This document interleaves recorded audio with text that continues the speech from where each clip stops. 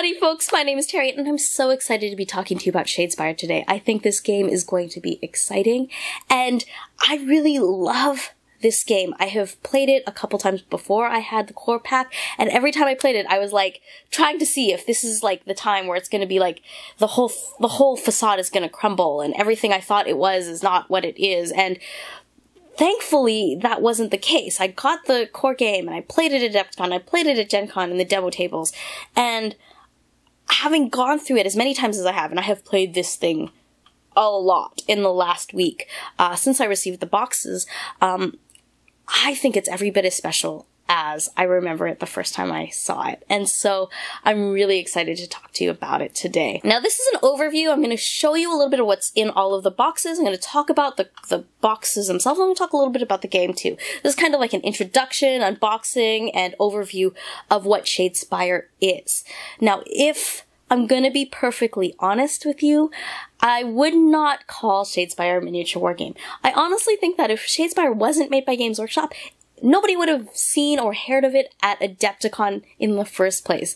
This would be a really substantive board game in any other world, but because it's Games Workshop made and it is one of their core products, I have a feeling that a lot of wargamers are going to be interested in it, and it's going to be lumped into the kind of wargaming family just because of its, I don't know, genetic history, if you will. That said, make no mistake, if you're a board gamer, this is also a really intriguing game. You have to be someone who is really interested in luck-based confrontation games. It's got deck construction mechanics and it's got area control mechanics. The elements that make miniature wargaming excellent and exciting and intriguing are very much present in Shadespire. The army construction is not that much different than deck construction, which you need to be able to do in this game. The strategic area control that you see in miniature wargames for scenarios, you're going to see in this game. Primary scenario playing and confrontation and killing, totally present in this game, of course. And so if you're a miniature wargamer or a board gamer, you're going to have a working vernacular to get into this. And I think this is one of those hybrid products that I'm really excited about, because I think that this is one of those games that has the potential to really bridge that gap between the two and grow the miniature wargaming hobby. Ultimately, I think that people are going to realize that building miniatures and painting miniatures isn't as terrifying as it seems, and that's always a good thing. Now, let's talk about the core box and what's inside of it. You've got two factions, the Liberators and the Blood Reavers, played completely differently, so you get a really good feel of what you can do with the game and how you can fulfill objectives. In addition to that, you have all the things you need to play this game, and let me emphasize this. Everything you need to play this game is in the box, meaning there is no paint in this box, there is no glue in this box. You don't need them. You do need to take the miniatures off the sprues, but they're push fit and they go together so beautifully, it's absurd.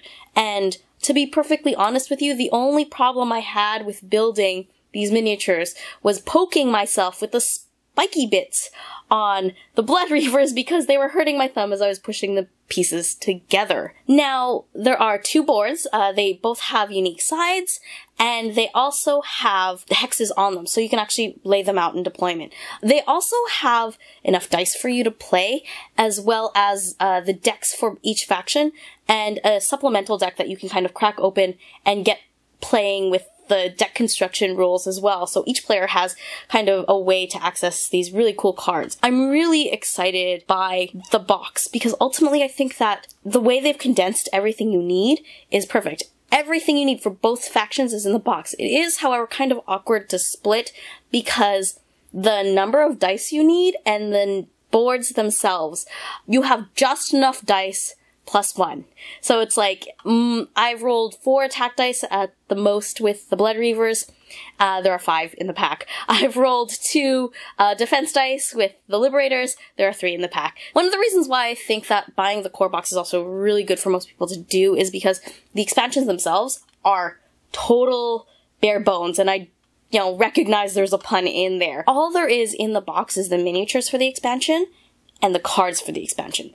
There are no extra tokens in there. There are no extra bits and boards and other stuff. It is just the minis and the cards. And because of that, you're kind of good to go if you have the core set. You also want stuff in the core set for your deck because there are cards that are in the core set that are not in the starter packs for either of the expansions, and you're going to want some of those as well. So I'm pretty sure that most players are going to buy a core set, but it's really good because you don't have duplication of like little tokens and all this other garbage that you end up not needing and just piling up later on. So the one thing about the expansions as well that I really want to highlight for people who are kind of used to living card games or deck games or games with miniatures that you have to like upgrade is that you buy an expansion and you only buy that one. You don't ever need to buy another of the expansions because the deck construction rules of this game are such that any upgrade has to be unique. So you would never buy 2 expansions to get 2 of the same card.